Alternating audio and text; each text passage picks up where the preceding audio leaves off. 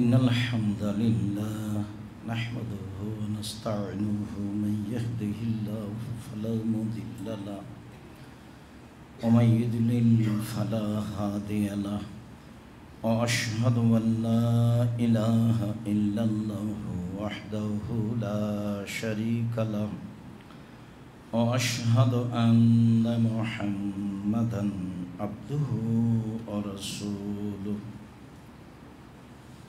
أما بعد فإن خير الحديث كتاب الله وخير الهدى هدى محمد صلى الله عليه وسلم وشر الأمور محدثتها وكل محدثة بدعة وكل بدعة ضلالة وكل ضلالة في النار.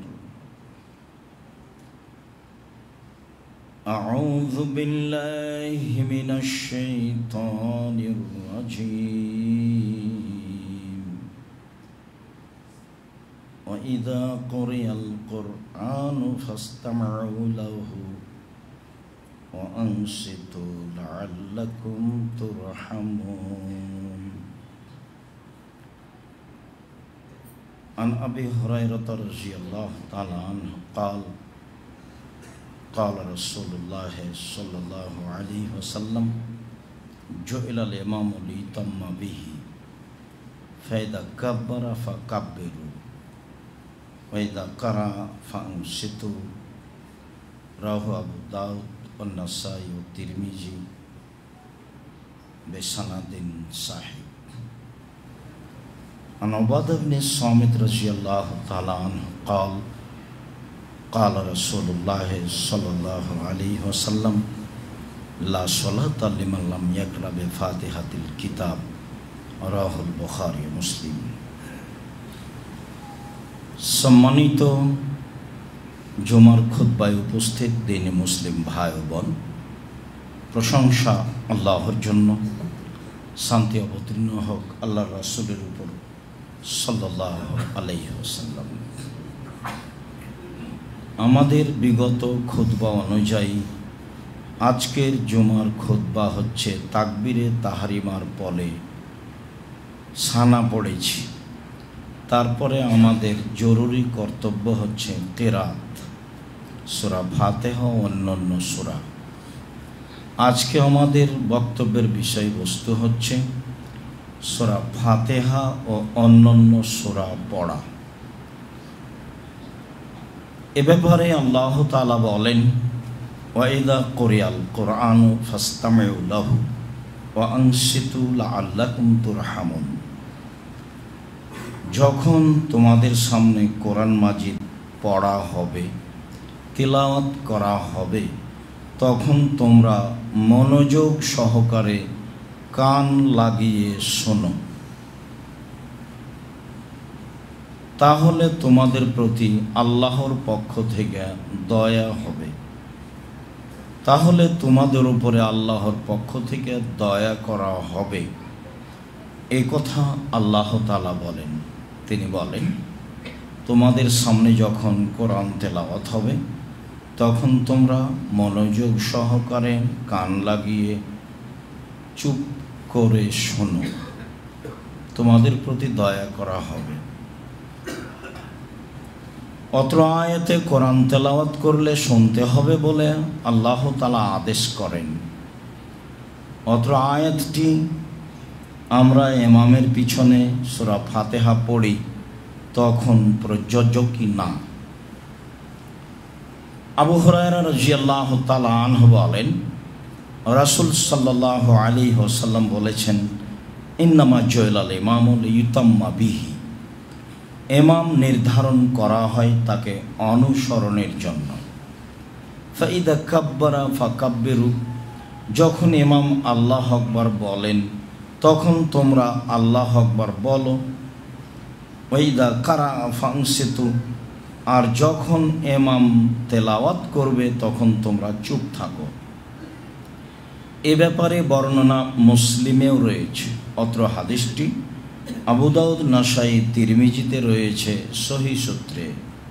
সম্মানিত দিনী ভাই বোন, আমাদের জন্য জরুরি যে আমরা অবগত হই সূরা ফাতিহা পড়ব কি না এককভাবে এবং ইমামের পিছনে। তাতে আমরা এক পর্যায়ে শেষে গিয়ে আমিন বলবো কি না, এবং তা জোরে না ধীরে। বাকি আরও দু একটি কেরাত কোন সূরাগুলি কোন সময়ে পড়ব, আমরা এ বিষয়ে গুরুত্বপূর্ণ সংক্ষিপ্ত তথ্যবহল বিবরণের চেষ্টা করব ইনশাআল্লাহুল আজিজ। সম্মানিত দিনী ভাই বোন, উবাদা ইবনে সামিত রাদিয়াল্লাহু তাআলা আনহু বলেন, রাসূল সাল্লাল্লাহু আলাইহি ওয়াসাল্লাম বলেছেন, লা সালাতা লিমান লাম ইয়াকরা বিফাতিহাতিল কিতাব। যে ব্যক্তি সূরা ফাতিহা পড়বে না তার সালাত হবে না। বুখারী মুসলিম। ইমাম বুখারী রাহিমাহুল্লাহ সবাকেই সূরা ফাতিহা পড়তে হবে মর্মে একটি অধ্যায় উল্লেখ করেন। তাতে তিনি বলেন, ইমামকে সূরা ফাতিহা পড়তে হবে, মুক্তাদিকে সূরা ফাতিহা পড়তে হবে, একাই হলেও পড়তে হবে, জামাতবদ্ধ হলেও পড়তে হবে, সরবে কেরাত হলেও পড়তে হবে, নীরবে কেরাত হলেও পড়তে হবে। এই লম্বাভাবে একটি অধ্যায় উল্লেখ করেন ইমাম বুখারী রাহিমাহুল্লাহ, এবং হাদিসগুলি তিনি ধারাবাহিকভাবে পেশ করেন। তাতে বোঝা যায় যে সবাকেই সূরা ফাতিহা পড়তে হবে, পড়তেই হবে, অন্যথায় সালাত হবে না বলেই স্পষ্ট করা হয়েছে। উবাদা ইবনে সামিত রাদিয়াল্লাহু তাআলা আনহু বলেন, কুন্না খালফান নবী সাল্লাল্লাহু আলাইহি সাল্লাম ফি সালাতিল ফজরে। আমরা একদা ফজরের সালাতে রাসূলের পিছনে ছিলাম। ফাকারা, তিনি যখন তেলাওয়াত করলেন, ফাসাকুলাত আলাইহি, কেলাত তার উপরে ভারী হয়ে গেল, ঠিক মতন পড়তে পারছেন না, তেলাওয়াত ভারী হয়ে গেল। ফালাম্মা ফারাগা, যখন তিনি সালাত শেষ করলেন তখন তিনি বললেন যে, লাআল্লাকুম তাকরাউনা খালফা ইমামিকুম, সম্ভবত তোমরা তোমাদের ইমামের পিছনে কোরআন তেলাওয়াত করছিলা, যার কারণে আমার উপরে কোরআন ভারী হয়ে গেল। কুলনা নাম দালিকা ইয়া রাসূলুল্লাহ, জি আল্লাহ রাসূল, আমরা আপনার পিছনে কোরআন মাজিদ পড়ছিলাম, এটাই ঠিক। তখন আল্লাহ রাসূল বলছেন, লাম তাফআলু, আল্লাহ তাফআলু, কখনো এটা করব না, ইল্লা বিফাতিহাতিল কিতাব, তবে সূরা ফাতিহা, অফি রিওয়ায়াতিন ইল্লা বিউম্মিল কোরআন, তবে উম্মুল কোরআন, কোরআনের মা যেটা, তবে কোরআনের মূল যেটা। লিআন্নাহু লা সালাতা লিমান লা ইয়াকরা বিহা, কেননা যে ব্যক্তি সূরা ফাতিহা পড়বে না তার সালাত হবে না। এই কথা রাসূল সাল্লাল্লাহু আলাইহি সাল্লাম সাহাবীগণকে বললেন। সাহাবীগণ পিছনে কোরআন তেলাওয়াত করছিলেন, যা তার উপরে ভারী হয়ে গেছিল। তিনি সালাম ফেরার পরে বললেন, সম্ভবত তোমরা কোরআন পড়ছিলে আমার পিছনে। জি হ্যাঁ, আমরা আপনার পিছনে কোরআন মাজিদ পড়ছিলাম। তখন আল্লাহ রাসূল বললেন, না, তোমরা আমার পিছনে কোরআন পড়ো না যখন আমি পড়ি, তবে সূরা ফাতিহা। কেন? সূরা ফাতিহা ছাড়া সালাত হবে না। অত্র হাদিসও প্রমাণ করে যে সূরা ফাতিহা পড়তে হবে। উবাদা ইবনে সামিত রাদিয়াল্লাহু তাআলা আনহু বলেন, সাল্লাবিনা রাসূলুল্লাহ সাল্লাল্লাহু আলাইহি সাল্লাম বা'দা সালাত আল্লাতী ইজহারু ফিহা বিল কিরাত। একদা রাসূল সাল্লাল্লাহু আলাইহি সাল্লাম আমাদেরকে সালাত আদায় করালেন, তবে সালাতটি ওই সালাত ছিল যে সালাতে সরবে কেরাত করা হয়, জোরে কেরাত করা হয়। তাতে তিনি বললেন, লা ইয়াকরান্না আহাদুকুম মিনকুম আহাদুম মিনকুম ইজা জাহারতু বিল কিরাতে। শোনো, আমি যখন সরবে কেরাত করব তখন তোমরা কেউ কিছু পড়ো না, ইল্লা বে ফাতিহাতিল কিতাব, তবে সূরা ফাতিহা। কেন? লা সালাতা লিমান লাম ইয়াকরা বে ফাতিহাতিল কিতাব, যে সূরা ফাতিহা পড়ে না তার সালাত হবে না। উবাদা ইবনে সামিত রাদিয়াল্লাহু তাআলা আনহু বলেন, আমরা একদা রাসূলের সাথে সালাত আদায় করছিলাম। সেই সালাত ছিল যেই সালাতে রয়েছে সরবে কেরাত, জোরে কেরাত। তিনি বললেন, তোমরা অবশ্যই আমার পিছনে কোরআন তেলাওয়াত করবা না যখন আমি সরবে তেলাওয়াত করব, তবে সূরা ফাতিহা। কেন? সূরা ফাতিহা ছাড়া সালাত হবে না। ইয়াজিদ ইবনে শারিক বলেন, আন্নাহু সাআলা উমর ইবনুল খাত্তাব রাদিয়াল্লাহু তাআলা আনহু বিল কিরাতি খালফাল ইমামে। উমর ইবনুল খাত্তাবকে তিনি একদা জিজ্ঞাসা করেন যে আমরা ইমামের পিছনে কেরাত করব কি না। তিনি বললেন যে তোমরা ইমামের পিছনে কেরাত করো না, তবে সূরা ফাতিহা, সূরা ফাতিহা পড়ো। তা আমি বললাম, মাইন কুনতা আনতা, আপনি ইমাম হলেও পড়ব? তিনি বললেন, ওয়াইন কুন্ত আনা, আমি ইমাম হলেও পড়বা। তারপর তিনি বলছেন যে ওয়াইন কুনতা জাহারতা, আপনি যখন সরবে কেরাত করবেন তখনও পড়ব? তো উমর বললেন, এজা কুন্ত জাহারত, যখন আমি সরবে কেরাত করব তখনও সূরা ফাতিহা পড়বা। উমর রাদিয়াল্লাহু তাআলা আনহু অত্র হাদিসে সরবে সূরা ফাতিহা পড়ার জন্য আদেশ করেন যখন ইমামের কেরাত রয়েছে জোরে সরবে।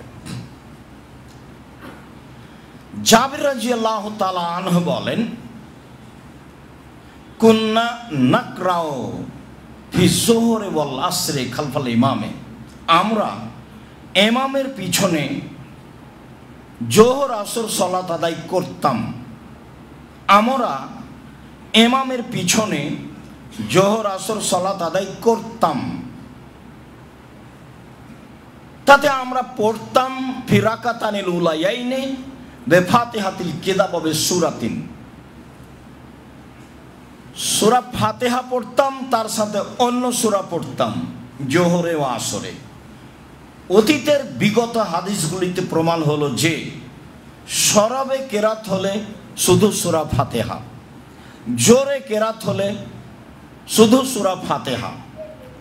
অত্র হাদিসে প্রমাণ হয় যে আমরা পড়তাম, সাহাবীগণ বলছেন এটা আমাদের নীতিগত অভ্যাস, এটা আমাদের অভ্যাসে ছিল, আমরা পড়তাম ইমামের পিছনে জোহর আসরের কেরাতে সূরা ফাতিহা এবং অন্য একটি সূরা।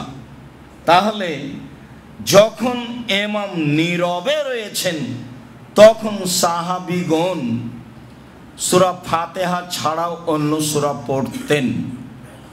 তাতে ইমাম কোনটা পড়ছেন এটা তো কেউ জানে না, কেননা সবাই তো নীরবে আছে। সূরা ফাতিহা ছাড়া অন্য পড়তেন মর্মে হাদিস সহিহ। তাতে তিনি বলেন, অফির রাকাতাইনিল উখরায়াইনি, তবে শেষ দুই রাকাতে বে ফাতিহাতিল কিতাব, শুধু সূরা ফাতিহা। আমরা রাসূলের পিছনে জোহর আসরে প্রথম দুই রাকাতে সূরা ফাতিহা এবং অন্য সূরা পড়তাম। আমরা রাসূলের পিছনে জোহর আসরে শেষের দুই রাকাতে শুধু সূরা ফাতিহা পড়তাম। অত্র হাদিসে বোঝা যায় যে সাহাবীগণ নবী করিম সাল্লাল্লাহু আলাইহি সাল্লামের পিছনে জোহর আসরে নীরবে কেরাতে সূরা ফাতিহা পড়তেন, প্রথম দুই রাকাতে অন্য সূরাও পড়তেন, শেষের দুই রাকাতে শুধু সূরা ফাতিহা পড়তেন। সম্মানিত দিনী ভাই বোন, এই ছেলে ঘুমাচ্ছ কেন ওখানে? প্রয়োজনে জায়গা পরিবর্তন করতে হবে। আপনার কাছে আলোচনা যেন স্বাভাবিক মনে না হয়, আর আপনি গতানুগতিক জুমায় এসেছেন এটাও যেন মনে না হয়। আপনাকে আমি খুব ভালোবাসি, আপনি দূর দূরান্ত থেকে আসবেন এটা আমি কামনা করি। একাই আসবেন না, বন্ধু বান্ধব ভাই বোন আত্মীয় স্বজনকে নিয়ে আসবেন, এটা আমি ঐকান্তিক কামনা করি। আমি আপনার জন্য এসেছি, আপনার আমি কিছু না কিছু উপকার করবই করব ইনশাল্লাহ। এবং যেটা চূড়ান্ত সঠিক মানুষ হিসাবে আমি সেটুকুই করার চেষ্টা করব। মানুষ ভুলের ঊর্ধ্বে নয়, তবে একাধিকবার তদন্ত করেই বলি। আবু হুরায়রা রাদিয়াল্লাহু তাআলা আনহু বলেন, রাসূল সাল্লাল্লাহু আলাইহি সাল্লাম বলেছেন, মান সাল্লা সালাতান লাম ইয়াকরা ফিহা বিউম্মিল কোরআন আও বিফাতিহাতিল কিতাব, যে ব্যক্তি কোনো সালাত আদায় করলো সূরা ফাতিহা পড়লো না, ফাহুয়া খেদাজুন, তা অসম্পূর্ণ, তা অসম্পূর্ণ, তা অসম্পূর্ণ, গায়রু তামামিন, তা পূর্ণ নয়, তা পূর্ণ নয়। সূরা ফাতিহা না পড়লে সালাত অসম্পূর্ণ, তা পূর্ণ নয়। তিনি বলেন, সামিতু রাসূলুল্লাহ সাল্লাল্লাহু আলাইহি সাল্লাম, তিনি বলেন যে যারা পিছনে ছিলেন তারা বললেন, ইন্না কুন্না নারা, আমরা তো তোমার পিছনে থাকি আবু হুরায়রা, তো আমরা পড়ব তোমার পিছনে। তখন আবু হুরায়রা রাদিয়াল্লাহু আনহু বললেন, ইকরা ফি নাফসিক, মনে মনে পড়ো। আমি যখন সরাবে কেরাত করব তখন তোমরা মনে মনে সূরা ফাতিহা পড়ো। সরাবে কেরাত হলেও সূরা ফাতিহা নীরবে, আর নীরবে কেরাত হলেও সূরা ফাতিহা নীরবে। তো যখন আবু হুরায়রা রাদিয়াল্লাহু আনহু বললেন সূরা ফাতিহা ছাড়া সালাত হবে না, তখন সাহাবীগণ বললেন, আবু হুরায়রা, আমরা তো তোমার পিছনে থাকি, তো তুমি তো সরবে কেরাত করছো, তবু কি করব? তখন আবু হুরায়রা রাদিয়াল্লাহু আনহু, ইকরা ফি নাফসিক, ইকরা বিহা ফি নাফসিক, হ্যাঁ মনে মনে পড়ো। কেন? ফাইনি সামিতু রাসূলুল্লাহ সাল্লাল্লাহু আলাইহি ওয়াসাল্লাম ইয়াকুল ক্বালা আল্লাহু তাআলা, আমি আল্লাহ রাসূলকে বলতে শুনেছি, আল্লাহ রাসূল বলেন যে আল্লাহ তাআলা বলেন, আল্লাহ তাআলা বলেন, কাসামতু সলাতা বাইনি ও বাইনাল আবদি নিসফাইনে, সলাতকে আমার মাঝে আর আমার বান্দার মাঝে অর্ধাঅর্ধি করে ভাগ করে দিয়েছি। অর্ধেক আমার আর অর্ধেক আমার দাস দাসীর, সলাতকে আমি ভাগ করে দিয়েছি। সূরা ফাতিহাকে আমি ভাগ করে দিয়েছি, অর্ধেক আমার জন্য আর অর্ধেক আমার দাস দাসীর জন্য। ওয়ালাহু মা শাআ, আমার দাস দাসী যা বলবে সেটা তার জন্য, ও যেটা বলবে সেটা তার জন্য। আমারটা যা হলো হলো, তবে ও যেটা চাইবে সেটা আমি তাকে দিয়ে দেব।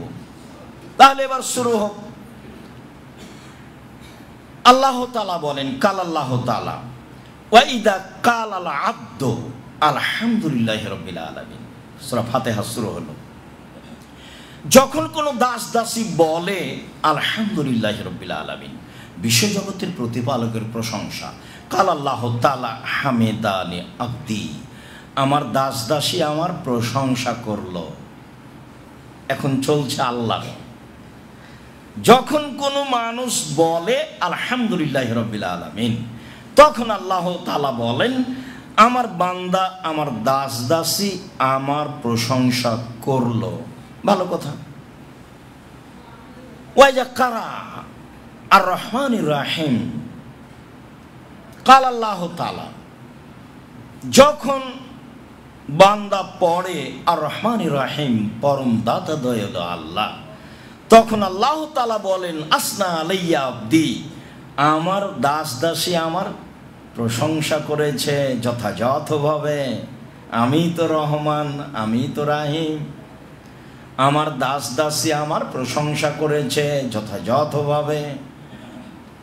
ওয়াইদা কালাল আব্দু মালিকে ইয়াউমিদ্দিন, আর যখন দাস দাসী বলে মালিকে ইয়াউমিদ্দিন, তিনি হচ্ছেন বিচার দিনের মালিক। কাল আল্লাহ তাআলা মাজ্জাদানি আব্দি, তখন আল্লাহ তাআলা বলেন আমার দাস দাসী যথাযথভাবে আমি যোগ্য বলে ঘোষণা দিয়েছে, আমি সত্য সত্যই বিচারের দিনের মালিক। সেদিন কোনো মানুষের কোনো উপকার করতে পারবে না, একাচ্ছত্র মালিকানা আমার থাকবে। মাজ্জাদানি আব্দি, সত্য সত্যই আমি সর্বশক্তিমান প্রশংসা সহকারে আমার দাস দাসী ঘোষণা দিয়েছে।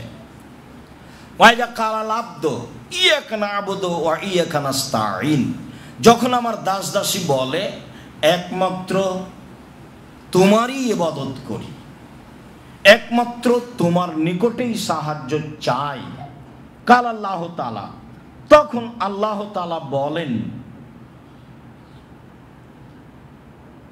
হাজা বাইনি ওয়া বাইনা আব্দি, এবার হয়েছে আমার অর্ধেক আর আমার দাস দাসীর অর্ধেক। আল্লাহু মা শাআলা, ও যা চেয়েছে সেটা আমি করে দিলাম। ও বলল যে আমি তোমার কাছেই সাহায্য চাই, তোমারই ইবাদত করি। ঠিক আছে, অর্ধেক আমার অর্ধেক তোমার, অর্ধেক আমার অর্ধেক তোমার, তাতে চেয়েছো যা, তা আমি দিয়ে দিলাম। ওয়াইদা কালাল আব্দু ইহদিনাস সিরাতাল মুস্তাকিম সিরাতাল লাযিনা আনআমতা আলাইহিম গায়রিল মাগদুবি আলাইহিম ওয়ালাদ-দাল্লিন, হে আমাদের প্রতিপালক সঠিক সহজ সরল পথ দেখাও। কে বলে এই দিকে আসো, কে বলে ওই দিকে আসো, কে বলে এই দলে আসো, কে বলে ওই দলে আসো, কে বলে এই মাযহাবে আসো, কে বলে ওই মাযহাবে আসো। কত যে ধর্মের নামে দল আছে, আমি কোন পথে যাই? তুমি আমাকে সঠিক সহজ সরল পথ দেখাও। তখন আল্লাহ তাআলা বলছেন আচ্ছা ঠিক আছে, তোমার কথা আমি মেনে নিলাম, যা বললে সেটা আমি করে দিলাম, তোমাকে আমি সৎ পথ দেখিয়ে দিলাম। আমিন। আল্লাহ তুমি কবুল করো। অর্ধেক বান্দার অর্ধেক আল্লাহ, অর্ধেক বান্দার অর্ধেক আল্লাহ। এবার আপনি বলেন সূরা ফাতিহা পড়বেন কিনা? না পড়লে তাহলে আমরা ফাঁকে আছি, এই কথাই ঠিক। সূরা ফাতিহা পড়তে হবে না মর্মে কত যে কথা আছে। আল্লাহুস সামাদ, তারপরে তার মধ্যে এই আয়াতটি, যখন কোরআন তেলাওয়াত করা হবে তখন চুপ থাকো। কোরআন তেলাওয়াত করা হচ্ছে, চুপ থাকি, তাহলে তো আর কিছু বলা লাগে না,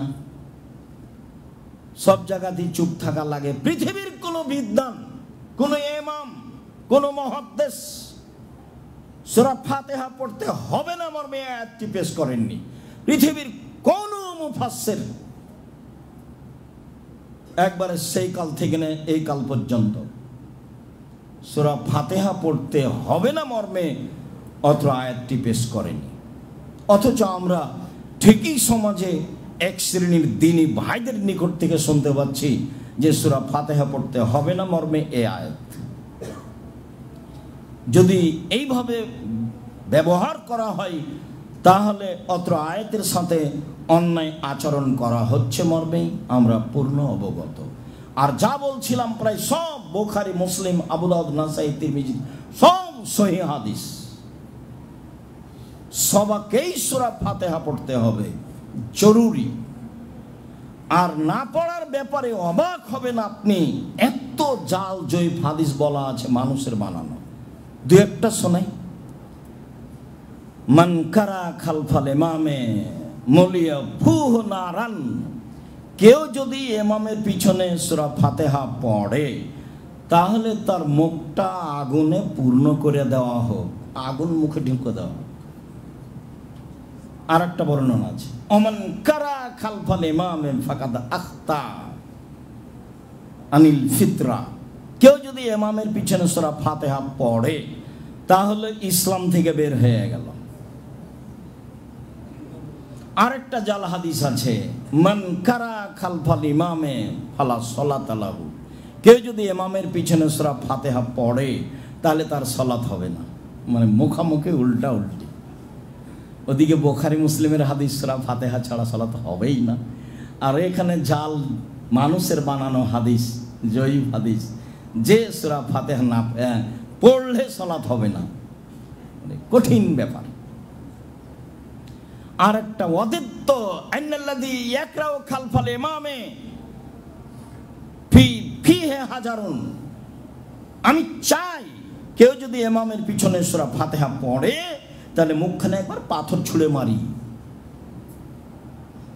ওমান কারা খালফাল ইমামে ওয়াদিত্ত আন্নাল্লাযী ইয়াকরাউ খালফাল ইমামে ফিহি জামরাতুন, আমি চাই কেউ যদি ইমামের পিছনে পড়ে তাহলে তার মুখে একটা আগুনের ওই খণ্ড, যেগুলো টুকরা বা কয়লা আগুন হলো, এটা মুখে ঢুকিয়ে দেবে। তাহলে এত হাদিস থাকলে মানুষ সূরা ফাতিহা পড়বে? ভাববারও তো বিষয়, মানুষ তো ভাবেই, এভাবে দেখা যায়। আমি জানি না যে আপনি রাসূল সাল্লাল্লাহু আলাইহি সাল্লামের সালাত বনাম প্রচলিত সালাত বইটা কেন পড়েন না। আমি দুঃখিত, আমি চেয়েছি, আমি আপনার জন্যই লিখেছি।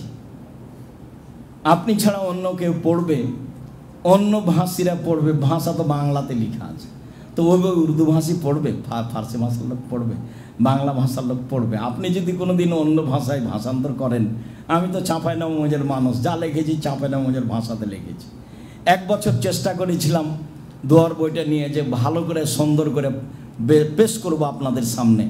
বছরের শেষে দেখা গেল যে এটা সংশোধন করা হয়নি। তখন আমি বললাম যে সংশোধন লাগবে না, চাঁপাইনবাবগঞ্জের ভাষাতে বই লিখবো, যা হবে হবে। মানুষ কোনো রকম ছেঁচড়া মেচড়া করে বুঝলেই হলো যে আমি কি বলছি। আমি তো জাতির খুব কাছাকাছি থাকতে চাই। আপনি কোনো সময় দূরে ভাবলে সেটা আপনার সংকীর্ণতা, আমি কোনোদিন আপনাকে দূরে ভাবিনি। আমি যেটা বলেছি আল্লাহকে বলেছি, যারা সঠিক কথা বলল না তারাই জাতির সবার সামনে, এটা আমি তোমার কাছে চাচ্ছি না। আমি তাদের সামনে যেতে চাচ্ছি এ কথা নয়, তুমি সর্বশক্তিমান। যেখানে দেশের সর্বশ্রেণীর মানুষ আছে, উঁচু শ্রেণীর মানুষ, নিম্ন শ্রেণীর মানুষ, সামাজিকভাবে বড় পদের মানুষ, তুমি সেখানে এমন একটা বলিষ্ঠ কণ্ঠের মানুষ দাও, এমন ভাবে বলবে তার কথাই যেন থাকবে মাঠ ঘাট একবারে ধুলায় একাকার হয়ে যাবে, সব হবে কোরআন এবং সহিহ হাদিস। তুমি তো পারো, তুমি করো না কেন? করো তুমি, এটা তোমার কাছে চাচ্ছি। আর যদি বলো যে না তোমাকে দিয়ে হবে, তাহলে জাতির সামনে গ্রহণীয় করো। যারা খুতবা দিতে পারে সবার সামনে, তাদের তো কেসা কাহিনী চলে। তোকে আমরা জীবনে কোনোদিন কেসা কাহিনী বললাম না, তবুও এমন জায়গা হয় না। তুমি তো পারো, তুমি তো সর্বশক্তিমান, ইন্নাকা আলা কুল্লি শাইইন কাদির। আমি এই অভিযোগ আল্লাহর কাছে করেছি, আপনার কাছে করে কি হবে? উনি যদি এতে করলেন মনে করেন তো করলেন, উনি যদি মনে করেন তাতে করলেন আছে তো করলেন। তবে আমি মানুষ হিসাবে চেষ্টা চালিয়ে যাচ্ছি।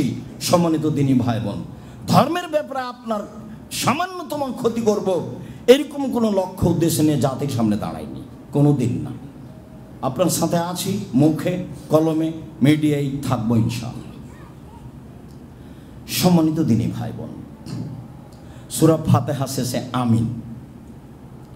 আবু হুরায়রা রাদিয়াল্লাহু তাআলা আনহু বলেন, রাসূল সাল্লাল্লাহু আলাইহি ওয়াসাল্লাম বলেছেন যে এজা আম্মানাল ইমাম ফা আমিনু, যখন ইমাম আমিন বলবে তখন তোমরা আমিন বলো। ফামান আফাকা তামিনহু তামিনাল মালায়েকাতে গফিরা লাহু মা তাকাদ্দামা মিন যামবিহি, যার আমিন ফেরেশতার আমিনের সাথে মিশে যাবে তার আগেকার সব পাপ ক্ষমা হয়ে যাবে। হাদিস বুখারী মুসলিম। এই উদ্দেশ্যে আমিন বলার চেষ্টা করতে হবে। কোনটা সঠিক আল্লাহ বুঝে আমল করার তৌফিক দান করে। আল্লাহুম্মা আমিন। আল্লাহুম্মা সাল্লি আলাইহি ওয়া বারিক।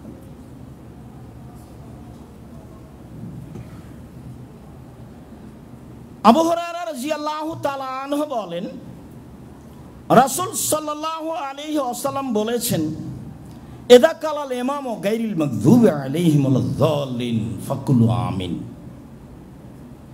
পৃথিবীর মানুষ শুনে রাখো, যখন ইমাম বলবে গায়রিল মাগদুবি আলাইহিম ওয়ালাদ-দাল্লিন, তখন তোমরা আমিন বলো। ফাইন মান ওয়াফাকা কাউলুহু কাওলাল মালায়েকাতে গফিরা লাহু মা তাকাদ্দামা মিন জামবিহি। শোনো, মুক্তাদির ইমামের আমিন যদি ফেরেশতার আমিনের সাথে মিশে যায়, মিলে যায়, একসাথে হয়, তাহলে অতীতের সব পাপ ক্ষমা। আবু হুরায়রা রাদিয়াল্লাহু তাআলা আনহু বলেন, রাসূল সাল্লাল্লাহু আলাইহি ওয়াসাল্লাম বলেছেন, এই যে আম্মানাল ইমাম ফাআমিনু, ইমাম যখন আমিন বলে তোমরা তখন আমিন বলো। ফাইনাল মালায়েকাতা তুআমিনু, ফেরেশতাগণ আমিন বলেন। যাদের ইমাম আমিন ফেরেশতাদের সাথে মিশে যাবে, মিলে যাবে, তাদের সব পাপ ক্ষমা। সব বুখারী মুসলিমের হাদিস। আবু মুসা আশআরী রাদিয়াল্লাহু তাআলা আনহু বলেন, রাসূল সাল্লাল্লাহু আলাইহি সাল্লাম বলেছেন, ইজা কুমতুম ইলা সালাত ফাকিমু সুফুফাকুম, যখন তোমরা সালাতে দাঁড়াবা তখন কাতার ভালো করে সোজা করে নাও। ওই যে কাব্বারা ফাকাব্বিরু, যখন ইমাম আল্লাহু আকবার বলবেন তখন তোমরা আল্লাহু আকবার বলো। ওই যে কারা গায়রিল মাগজুবি আলাইহিম ওয়ালাদ-দাল্লিন ফাকুল আমিন, আর যখন ইমাম বলবে গায়রিল মাগজুবি আলাইহিম ওয়ালাদ-দাল্লিন, তখন তোমরা আমিন বলো। ইজুবকুমুল্লাহ, তাহলে যা চেয়েছো আল্লাহ দিয়ে দেবেন। তা আমি তো চেয়েছি অনেক কিছু, আমি বলেছি যে আমাকে সোজা পথ দেখাও, এতে আমার সব আছে। পথ সোজা না হলে তো আকীদা বাতিল। আমি তো চেয়েছি সরল সহজ পথ। অনেক প্রশংসা করেছি, বিশ্বজগতের প্রতিপালকের প্রশংসা। তিনি পরম দাতা দয়ালু, তিনি বিচার দিনের মালিক। আমি তোমারই ইবাদত করি, তোমার নিকটেই সাহায্য চাই। তুমি আমার একটা কথা শোনো, তুমি আমার একটা কথা শোনো, আমাকে সহজ সরল সঠিক পথ দেখাও। সেই পথ দেখাবে যাদের ভালোবেসেছ, ওই পথ দেখায়ও না যাদের খারাপ বেসেছ। নেন, এবার দুটা কথাই আছে। তারা ইহুদি, তারা খ্রিস্টান, যাদের আকীদা নষ্ট, সেই পথ দেখায়ও না। আমিন। দীর্ঘ সময় ধরে যে কথাটা বললাম এটা কবুল করো। তো কেউ যখন আমিন বলে তখন আল্লাহ বলেন ঠিক আছে, গ্রহণ করলাম। ওয়াইল ইবনে হুজর রাদিয়াল্লাহু তাআলা আনহু বলেন, রাসূল সাল্লাল্লাহু আলাইহি সাল্লাম বললেন, মান কারা, যে ব্যক্তি, রাসূল সাল্লাল্লাহু আলাইহি সাল্লাম কারা, আল্লাহ রাসূল বললেন গায়রিল মাগজুবি আলাইহিম ওয়ালাদ-দাল্লিন ওয়া কালা আমিন মাদ্দা বিহা সাওতাহু, আল্লাহ রাসূল গায়রিল মাগজুবি আলাইহিম ওয়ালাদ-দাল্লিন বললেন, তারপর নিজে নিজে আমিন বললেন এবং লম্বা টান দিয়ে আমিন বললেন। মাদ্দা বিহা সাওতাহু, লম্বা টান দিয়ে আমিন বললেন, আমিন টান দিয়ে বললেন। ওয়াইল ইবনে হুজর রাদিয়াল্লাহু তাআলা আনহু বলেন, রাসূল সাল্লাল্লাহু আলাইহি সাল্লাম গায়রিল মাগজুবি আলাইহিম ওয়ালাদ-দাল্লিন বললেন, তারপরে তিনি আমিন বললেন। রাফা বিহা সাওতাহু, একবারে উঁচু কণ্ঠে বললেন আমিন।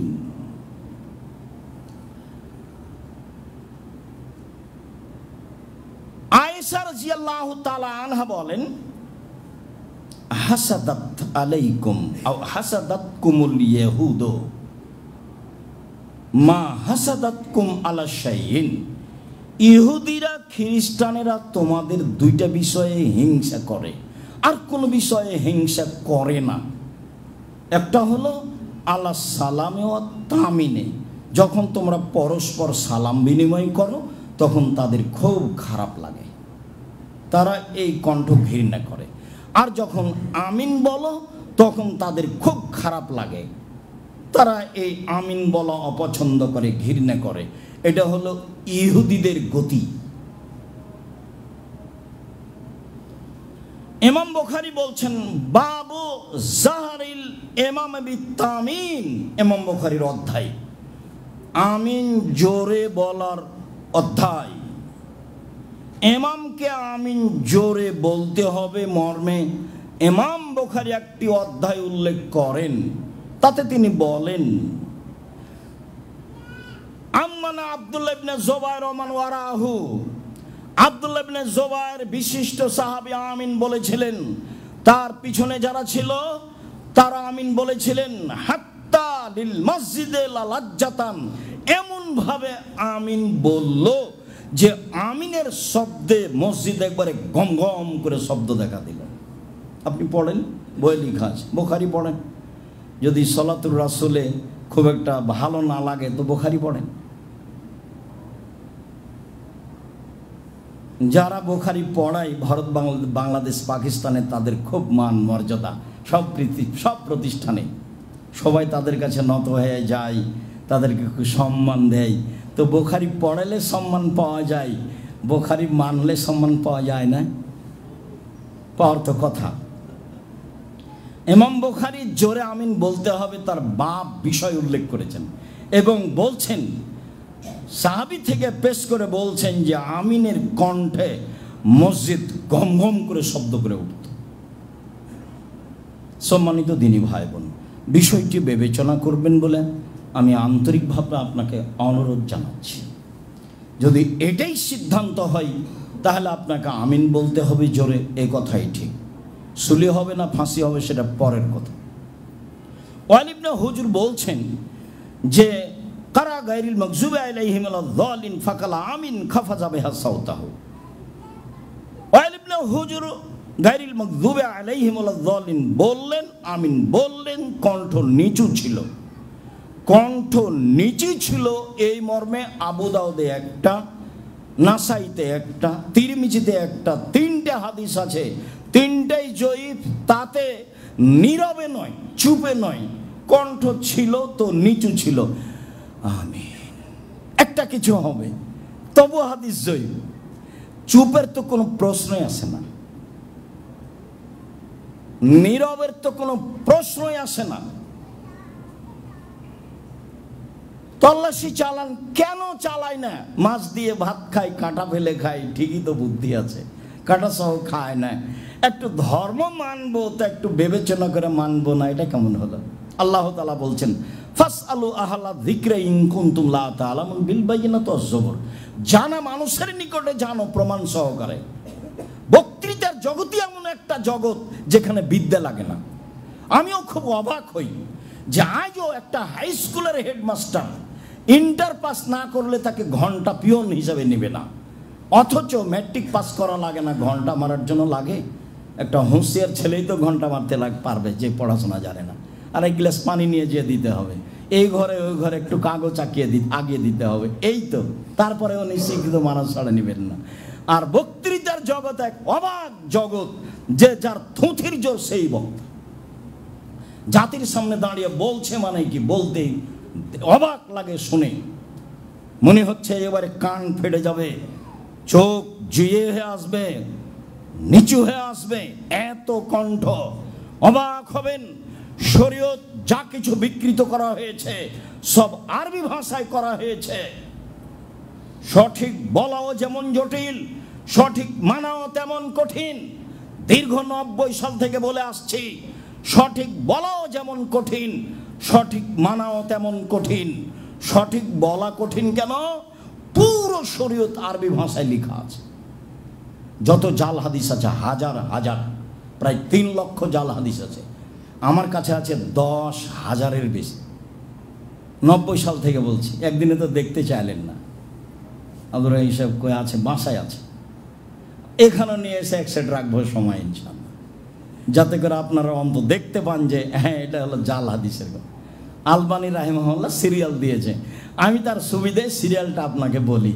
আপনি আমার দিনী ভাই, আপনি আমার দিনী বোন, সম্মানিত দিনী ভাই বোন। হুব্বুল ওয়াতান মিনাল ঈমান, দেশকে ভালোবাসা ইমানের অঙ্গ, মিথ্যা কথা। উতুলবুল ইলম ওয়ালা কানা বিসসিন, শিক্ষার জন্য চীন যেতে হতো, বোঝাও, মিথ্যা কথা। এমন জিকির করো মানুষে দেখে বলবে পাগল, মিথ্যা কথা। আদম আলাইহিস সালাম ভারত থেকে 60,000 বার হজ করতে গেছে, তো 60,000 বছর বয়স লাগবে না?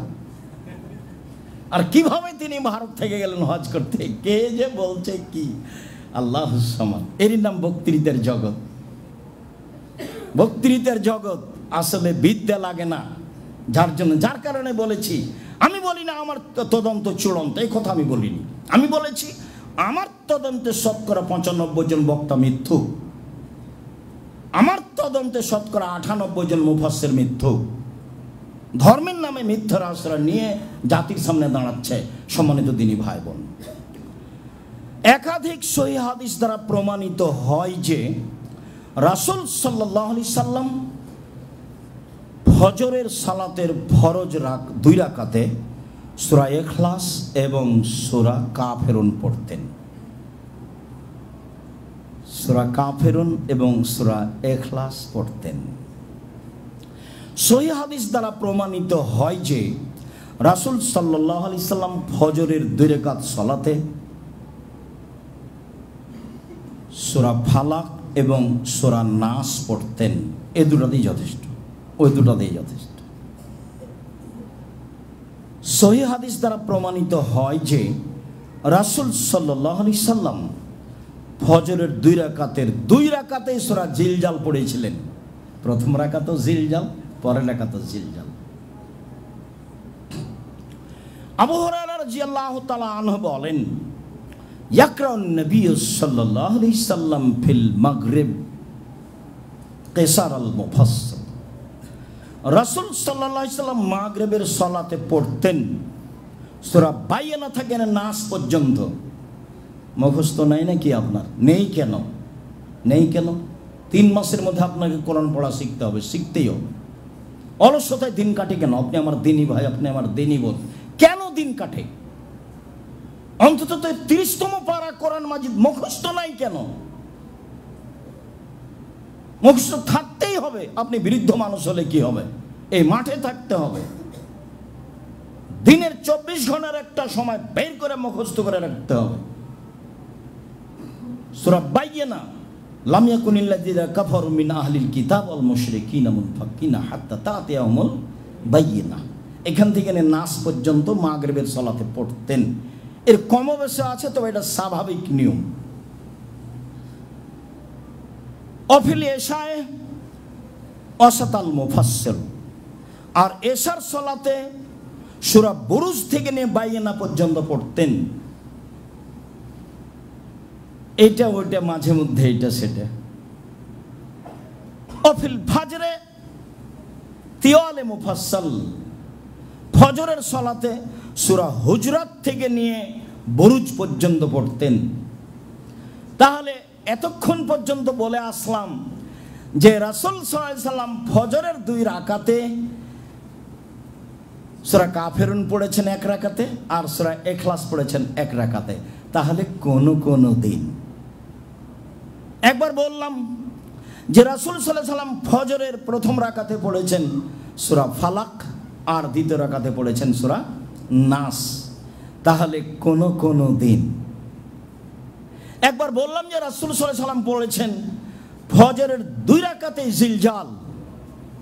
যদিও সাহাবী বলছেন এটা উনি ভুল করেছেন নাকি কি তা আমি বলতে পারছি না, মানে সাহাবী ওটা খুলে নেননি কথা, ওইভাবে আজ পর্যন্ত আছে মানুষের সামনে। ওটাকে সুন্দরভাবে বের করার কোনো পথ মানুষের নেই। তো 2 রাকাতে জিলজাল পড়েছেন, এই পর্যন্ত শেষ, বাকিটুকু আমার বুঝার দরকার নেই। তাহলে কোন দিন, বেশিরভাগ দিনই তিনি লম্বা সূরা পড়তেন ফজরের সালাতে, সূরা হুজরাত থেকে নিয়ে বুরুজ পর্যন্ত। তবে ব্যতিক্রমও করেছেন। একরাও রাসূলুল্লাহ সাল্লাল্লাহু আলাইহি সাল্লাম ফিল ঈদাইনে ওয়া ফিল জুমআ সাব্বিহ ইসমা রাব্বিকাল আলা ওয়া হাল আতাকা হাদিসুল গাশিয়া। ঈদুল ফিতর, ঈদুল আজহার কেরাতে রাসূল সাল্লাল্লাহু আলাইহি সাল্লাম আগে পড়তেন আলা, পরের রাকাতে পড়তেন গাশিয়া। জুমার সালাতে রাসূল সাল্লাল্লাহু আলাইহি সাল্লাম পড়তেন প্রথম রাকাতে সূরা আলা, দ্বিতীয় রাকাতে সূরা গাশিয়া। এটা হলো স্বাভাবিক গতি। আবু হুরায়রা রাদিয়াল্লাহু তাআলা আনহু বলেন, কানা নবী সাল্লাল্লাহু আলাইহি সাল্লাম ইয়াকরাউ ফিল ফজরে ফি রাকাতিল উলা আলিফ লাম তানজিল সাজদা ইয়াউমাল জুমা। জুমার দিন ফজরের সালাতে প্রথম রাকাতে পড়তেন আলিফ লাম তানজিল সূরা সাজদা, যাতে সিজদা আছে। হঠাৎ করে ইমাম চলে গেছেন সিজদায়, আমরা তো রুকুতে আছি, কি ব্যাপার, ঘটনা কি? জীবনে তো সেরা মুখস্থ নাই, দেখিও নি, পড়িও না, রুজিতে এমনিই হচ্ছে। যারা কিছুই পড়ে না তাদের রুজির অভাব নাই, ব্যাংকের টাকা পয়সা তাদের। তার আমি না হয় অত কিছু করি না। আচ্ছা জান, কারো বিষয় উল্লেখ করে একদিন বাঁচার প্রয়োজন নেই। ইব্রাহিম আলাইহিস সালাম বলেন, সারা তোমাকে যদি বলে এটাকে, আমি বলে তুমি বলে এটা আমার ভাই, আমি তোমার কথা বলে দিয়েছি তুমি আমার বোন, তুমি যদি বলে এটা আমার স্বামী, তাহলে আমরা দুজন বিপদে পড়ে যাব। মনে রেখো সারা, এই মাটির ওপরে মাত্র দুজন মুসলমান, আমি আর তুমি, সেই হিসেবে ভাই বোনও বটে। ইব্রাহিম আলাইহিস সালামের চলে একাই, আর স্ত্রী দিয়ে আমার চলে না। আমি কেন পৃথিবীর 5 জনের দিকে দেখে হতাশা হয়ে যাই? পৃথিবী ডুবে গেল তো তা আমার কি? আমি বাঁচার চেষ্টা করি। ঠেকা থাকলে আলেম ওলামার থাক, সর্বশক্তিমান দেখছেন, উনি যা পারবেন করবেন। আমি আমার নিজেকে বাঁচাই। সারা পৃথিবীতে শুধুমাত্র বলছেন, চিন্তা করো না সারা, মাটির ওপরে দুজন মুসলমান, আমি আর তুমি। এত বড় মানুষের দুজন মিলেই চলে, মাটির ওপরে কোনো মুসলমান নেই, আমরা মাত্র দুজন আছি। এত বড় মানুষের দুজন দিয়ে চলে, যেটা মুহাম্মদ সাল্লাল্লাহু আলাইহি সাল্লামের বাপ জিবরাইল আলাইহিস সালাম বলছেন, হাজা ইব্রাহিম ওয়া আবুকা ফাসাল্লিম আলাইহি, ইনি হচ্ছেন ইব্রাহিম, ইনি আপনার বাপ, আপনি তাকে সালাম দেন। আল্লাহ রাসূল আগিয়ে গিয়ে বলছেন, আসসালামু আলাইকুম ইয়া আবি, হে আমার আব্বা আপনাকে সালাম। হবে হুবাহু এইভাবে বলছেন ইব্রাহিম আলাইহিস সালামকে, আব্বা আপনাকে সালাম। তখন ইব্রাহিম আলাইহিস সালাম বলছেন, ওয়া আলাইকাস সালাম ইবনি সালিহ ওয়ান নবিয়্যুস সালেহ, হে আমার সৎ ছেলে। ইব্রাহিম আলাইহিস সালাম বলছেন, আমার ছেলে তুমি, হে আমার সৎ ছেলে, তোমাকেও সালাম। তাহলে পৃথিবীর কত বড় মানুষ, তার চলে, আমার কেন চলে না? নিরাশা হবেন না। স্বামী স্ত্রী, আপনি নিজে আগে বাঁচার চেষ্টা করেন, স্ত্রীকে নিয়ে বাঁচার চেষ্টা করেন, পরিবারকে নিয়ে বাঁচার চেষ্টা করেন। সম্মানিত দিনী ভাই বোন, বলছিলাম আব্দুল্লাহ ইবনে মাসউদ বলছেন যে রাসূল সাল্লাল্লাহু আলাইহি সাল্লাম ফজরের সুন্নাত 2 রাকাতে আর মাগরিবের সুন্নাত 2 রাকাতে সূরা কাফেরুন আর সূরা ইখলাস কতবার যে পড়েছেন তা আমি হিসাব করতে পারবো না। খুব বিশিষ্ট হুঁশিয়ার সাহাবী আব্দুল্লাহ ইবনে মাসউদ, যাকে মনে করা হতো আব্দুল্লাহ ইবনে মাসউদ মনে হয় রাসূলের বাড়ির সদস্য। ভিতরে যায় আসে, আমরা বাহির থেকে এসে মনে করতাম যে আব্দুল্লাহ ইবনে মাসউদ মনে হয় রাসূলের বাড়ির সদস্য, ও তো ভিতরে চলে যায়, ও তো বের হয়ে আসে, ও তো ভিতরে চলে যায়, ও তো বের হয়ে আসে, তার মানে বেশি খবর জানেন। আব্দুল্লাহ ইবনে মাসউদ বলছেন, আল্লাহ রাসূল ফজরের সালাতের 2 রাকাত সুন্নাতে আর মাগরিবের সালাতের 2 রাকাত সুন্নাতে কতবার যে সূরা ইখলাস এবং সূরা কাফিরুন পড়েছেন তা আমার হিসাবের বাইরে। সম্মানিত দিনী ভাই বোন, আমরা আপনাকে কিছু কেরাতের নমুনা পেশ করছিলাম। এছাড়াও অনেক আরও সূরা পড়ার প্রমাণ আছে। তেওয়ালে মুফাসসাল তো যেগুলো বড় বড় সূরা সেগুলো আছেই, রাসূল সাল্লাল্লাহু আলাইহি সাল্লাম অন্যান্য সূরা যেগুলো পড়েছেন সেগুলো আছেই। মোটামুটি আপনাকে আমি যেটা পড়ার ব্যাপারে আন্তরিকভাবে অনুরোধ জানাচ্ছি যে আপনি চেষ্টা করবেন জুমার দিন ফরজ সালাতে প্রথম রাকাতে সূরা সাজদা আলিফ লাম তানজিল, দ্বিতীয় রাকাতে সূরা তাহার, বা আপনার ইমাম সাহেব পড়বেন, এটা আপনি মুসল্লি হিসেবে ঐকান্তিক কামনা করি আপনার কাছে, এটাই সুন্নাত। আর জুমার সালাতে অন্য সূরা পড়ার প্রমাণ আছে, তবে প্রথম রাকাতে সূরা আলা সাব্বিহিসমা রাব্বিকাল আলা, আর দ্বিতীয় রাকাতে হাল আতাকা হাদিসুল গাশিয়া। স্বাভাবিকভাবে আমরা চেষ্টা করি, ব্যতিক্রম 2-1 দিন সেটা ভিন্ন কথা। আপনিও আপনার ইমামকে দিয়ে এরকমই করার চেষ্টা করবেন, আশাবাদী। সাথে সাথে আপনি ফজরের সালাতের 2 রাকাতে এই ছোট সূরাগুলিও পড়তে পারেন, যেখানে বড় সূরার স্থান। আবু হুরায়রা রাদিয়াল্লাহু তাআলা আনহু বলেন, আমি রাসূল সাল্লাল্লাহু আলাইহি সাল্লামকে মাগরিবের সালাতে সূরা তুর পড়তে শুনেছি। সূরা তুর, অনেক বড় হয়ে গেল। রাসূল সাল্লাল্লাহু আলাইহি সাল্লামকে আমি মাগরিবের ফরজ সালাতে অল মুরসালাতে উলফা ও অল মুরসালাতে উরফা ফালা আসিফাতে আসফা ও নাশরাতে নাসরা এই সূরা পড়তে দেখেছি। মাগরিবের সালাতে তো স্বাভাবিক হলো আপনার বাইয়ান্না থেকে নিয়ে নাস পর্যন্ত, তারপরেও বড় সূরা প্রমাণ পড়া আছে। এইগুলো স্বাভাবিকভাবে কেরাতের চেষ্টা করবেন। সম্মানিত দিনী ভাই বোন, আলোচনার শেষের দিকে এসে আপনার সাথে আবারও জরুরি কথা, তা হলো জালজয়ীফ হাদিস দেখে হতাশাগ্রস্ত হবেন না। সবাকেই সূরা ফাতিহা পড়তে হবে, এইটাই জরুরি। কেননা আল্লাহ তাআলা সূরা ফাতিহাকে তার মাঝে এবং তার বান্দার মাঝে ভাগ করে দিয়েছেন। আমাকেই পড়তে হবে আমার ভাগ, তো আমার ভাগ পড়বো তো আল্লাহর ভাগ পড়বো না? তাহলে দুই ভাগই আমি পড়ি, সেটা হলো সূরা ফাতিহা। আরও অবাক হবেন যে 114টি সূরার কোথাও শেষে আমিন বলতে হবে এর প্রমাণ নেই, এই সূরা ছাড়া, সূরা ফাতিহা ছাড়া। একাধিক সহিহ হাদিস যে সূরা ফাতিহা ছাড়া সালাত হবে না। আব্দুর রাজ্জাক সাহেব, তাহলে রুকু পালে রাকাত বলেছেন যে, তো সেখানে তো সূরা ফাতিহা হলো না। তো রুকু পালে রাকাত এ কথা আল্লাহ রাসূল বলেছেন, ওটা হলো রুকুর মর্যাদা। কিন্তু আমি যে সূরা ফাতিহা পাইনি, রুকু সূরা ফাতিহা পড়ার জায়গা নয়, সেই জন্য আমি পড়িনি। কিন্তু আল্লাহ রাসূল বলেছেন রুকু রাকাত, এই জন্য আমি রাকাত ধরে নিয়েছি।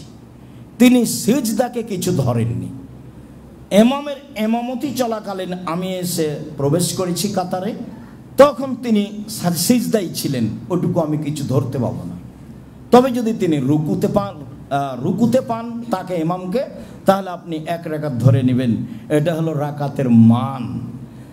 যেখানে সূরা ফাতিহা পড়ার জায়গা আছে সেখানে আমি পড়িনি, ঘটনা যদি তাই হয় তাহলে সালাত হবে না, এ কথাই ঠিক।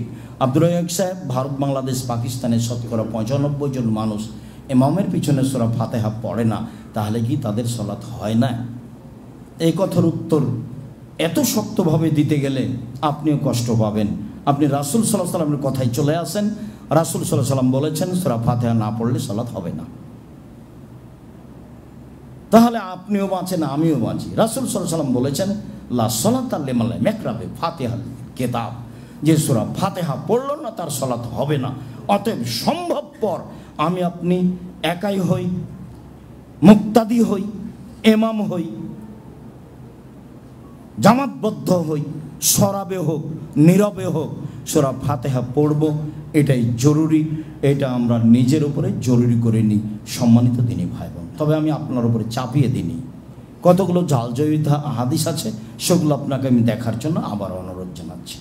তারপরের অংশ হলো আমিন।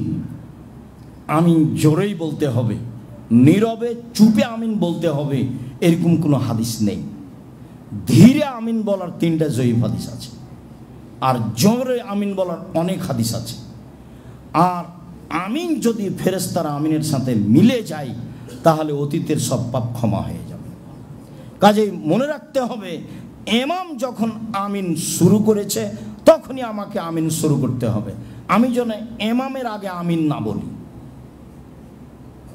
ইমাম যখন গায়রিল মাগযুবি আলাইহিম ওয়ালাদ-দাল্লিন বলেছেন, উনি আমিন শুরুই করেননি, তখন আমি আর আপনি বলতে লাগলাম, তা হবে না। তাহলে ফেরেশতার সাথে কারটা মিল খেল, আমারটা না আপনারটা? অতীতের পাপ ক্ষমা হয়ে যাবে মর্মে কথা আছে, ফেরেশতার আমিনের সাথে মিল খাবে। তাহলে আমি যদি এক সময় হই, ইমাম যদি এক সময় হন, তাহলে মিল খেলো কার? অতএব ইমাম যখন শুরু করছেন তখন আমিও শুরু করি, তাহলে আর ফেরেশতার আমিন অন্যদিকে যেতে পারবে না। তাহলে 3টারই আমিন একসাথে হয়ে যাবে, ইমামের, মুক্তাদির, ফেরেশতার। সম্মানিত দিনী ভাই বোন, বিষয়টি ভালোভাবে খেয়াল করার জন্য আন্তরিকভাবে অনুরোধ জানাচ্ছি। কেরাতের যেগুলো নিয়ম বললাম সেগুলি সম্ভবপর চেষ্টা করবেন। 19-20 হয়ে গেল, এলোমেলো হয়ে গেলে কোনো সমস্যা নেই। সাথে সাথে সিরিয়ালে পরের সূরা আগে হয়ে গেছে, আগের সূরা পরে হয়ে গেছে, এতে কিছুই হবে না। যদিও অনেক ইমাম বলছেন যে ভুল হয়েছে, আবার সালাত পড়াতে হবে, এটা বাতিল। কেরাতে ভুল হলে বলে ওই সালাত বাতিল, এগুলো এমনি কথা। আপনি সিরিয়াল পড়েন, এটা সুন্দর। আগেই সূরা বাকারা পড়েছেন প্রথম রাকাতে, আর দ্বিতীয় রাকাতে পড়ছেন সূরা নাস, কোনো সমস্যা নেই। সমস্যা আছে বলাই ভুল। আল্লাহ বলছেন যা তোমার সহজ হয় তা তুমি পড়ো। আমার সহজ হয়েছে সূরা বাকারা আগে পড়া, আর সহজ হয়েছে সূরা নাস পরে পড়া। আমি সিরিয়াল মেনটেন করতে হবে, করতে পারিনি বা করিনি বা আমার হয়নি, তো সলাৎ হলো না বা কিছু, এরকম কথা বল। সম্মানিত দিনী ভাই বোন, আমরা শেষে এসে আপনাদের সাথে জরুরি কয়েকটি কথা। তার প্রথম কথা হলো এই যে আজকের খুতবা যেন আপনার কাছে বেশি গুরুত্ব রাখে, এটা আমার আন্তরিক অনুরোধ। যারা অনলাইনে পৃথিবীর বিভিন্ন প্রান্তে আছেন তারা অবশ্যই বিষয়টিকে গুরুত্ব সহকারে দেখবেন বলে আমি আশাবাদী। সময়ের গতিতে যারা এই খুতবা অবগত হবেন তারাও বিষয়টি বিবেচনা করে আমল করবেন বলে আমি আন্তরিকভাবে আপনাদের কাছে অনুরোধ রাখছি। তারপরের অংশ বলছি, খুব ভালোভাবে জানা আছে যে জামিয়া সালাফের সালাফি কনফারেন্স সামনে 6-7 নভেম্বর। জামিয়া সালাফের রাজশাহী দেখতে যাওয়া তো উচিত, যায় না, দেখে আসি। প্রায় 50 বিঘা জমির ওপরে 3000 মানুষ একসাথে সালাত আদায় করতে পারে মসজিদে, 4 তলা মসজিদ। দেখতে যাওয়া দরকার, আপনার প্রতিষ্ঠান। কে যদি খেতে না বলে মন খারাপ করবেন না, ধরে নেবেন যে আব্দুর রাজ্জাক সাহেব বলেনি, তাহলে তো হবে। মন খারাপের কিছু নেই, 10-এর পয়সা দিয়ে সেই প্রতিষ্ঠান চলে। প্রায় 2200 ছাত্র জানুয়ারির হিসাবে, অনেক শিক্ষক, প্রায় 1000 মেয়ে জানুয়ারির হিসাবে, অনেক শিক্ষিকা। আর ইবতেসাম এলাহি জহির থাকবেন পাকিস্তান। ইবতেসাম এলাহি জহির, বাপের নাম হচ্ছে এহসান এলাহি জহির। এহসান এলাহি জহিরের ছেলে ইবতেসাম এলাহি জহির। আমরাও আপনাদের সাথে থাকার চেষ্টা করব ইনশাআল্লাহ। দ্বিতীয় কথা হলো এই, আমার দিনী ভাই বোন, তার সহযোগিতার জন্য সবাই কুপন ব্যবহার করবেন। তা বেশি টাকার হোক, তা কম টাকার হোক, অবশ্যই মূল্যায়ন করবেন। 10-এর পয়সা দিয়ে এগুলো হয়, যা খরচ হয় 12 থেকে 14 লক্ষ টাকা খরচ হয়। গত বছর 17 লাখ টাকা খরচ হয়েছে, বেশি হয়ে গেছে। আবদুল্লাহ একটু কী ফাংশন করে সেগুলোতে বেশি হয়ে যায়। আমি না করলেও আমাকে পাল্টা বোঝায় যে এই লাগবে সেই লাগবে, এই করতে হবে সেই করতে হবে, দিয়ে দেখা যায় অনেক খরচ। আমি যদি একটা বোঝাই তো আর একটা আমাকে বোঝাই। তো ভাইজান অবশ্যই এটা মূল্যায়ন করবেন, নিজের জিনিস। শিরক মুক্ত, বেদাত মুক্ত, দল মুক্ত, সংগঠন মুক্ত, হিংসা মুক্ত, বিষয়ভিত্তিক আলোচনা হবে। কাউকে ছোট করা হবে না, কাউকে খাটো করা হবে না। অবশ্যই সবাই একটা কুপন নেবেন, কম হোক আর বেশি হোক, আর যাবেন। তৃতীয় হলো এই, আমি কিছু পত্রিকা নিজে কিনেছি আপনাদের ফ্রি দেওয়ার জন্য। তখন আপনাদের বর্তমান মাসের একটা কিনতে হবে আর আমারটা ফ্রি নিতে হবে। ওটা জমা ছিল, আমি ওদেরকে টাকা দিয়ে কিনে নিয়েছি, যারা পত্রিকা ছাপায় ওদের কাছে। যখন ওদের ঘাটতি আসে তখন আমি দিই, মানে আমার তো টাকা দিই না, আপনাদেরটাই দিই। তো এখন আমি ওটা কিনে নিয়েছি আপনাদের ফ্রি দেওয়ার জন্য। তো একটা কিনলে আর একটা ফ্রি। তারপরের কথা হলো এই যে আজকের আলোচনা উপদেশ বইয়ে আছে, আমার আন্তরিকভাবে অনুরোধ থাকছে অবশ্যই নেবেন, দেখবেন, 5 জনকে নিয়ে দিবেন। তারপরে এখানে ব্যয়বহুল খরচ আছে, মাসে 3.5 লাখ টাকা লাগে। কেন আপনি আসেন তখন একটা প্রস্তুতি নিয়ে আসেন না? 500 টাকা হোক, 1000 টাকা হোক, 100 টাকা হোক, 200 টাকা হোক, আপনি খালি যায়েন না। আপনাকে জোরালোভাবে অনুরোধ করছি। আর সালাম ফিরে দাঁড়িয়ে যায়েন না। মানুষের পয়সা দিয়ে চলে, জামিয়া সালাফে কোম্পানি দিয়ে চলে না, বৈদেশিক পয়সা দিয়ে চলে না, কোনো বিত্তশালী দিয়ে চলে না। আমি আর আপনি যেটুকু সহযোগিতা করি এই দিয়েই চলে। সম্মানিত দিনী ভাই বোন, কথাগুলি একটু গুরুত্ব সহকারে দেখবেন। আল্লাহ আমাদের যারা মারা গেছে তুমি তাদের কবরের শাস্তি মাফ করো। আমরা যারা অসুস্থ তুমি তাদের আরোগ্য দান করো। আমরা যারা বেঁচে আছি তুমি তাদেরকে তোমার রাসূলের পদ্ধতি অনুযায়ী চলার তৌফিক দান করো। আজকের গুরুত্বপূর্ণ আলোচনা তোমার রাসূলের, অতএব তুমি একে মেনে নেওয়ার জন্য আমাদের সুযোগ করে দাও। আমরা যেসব দাবিগুলো পেশ করলাম এইগুলো তুমি ব্যবস্থা করার সুযোগ করে দাও। তুমি সর্বশক্তিমান, তোমার দরবারে এই জোরালো দাবি দেওয়া দোয়া রেখে আজকের জুমার খুতবা এখানে শেষ করলাম। আল্লাহুম্মা সাল্লি আলাইহি, আল্লাহুম্মা বারিক আলাইহি।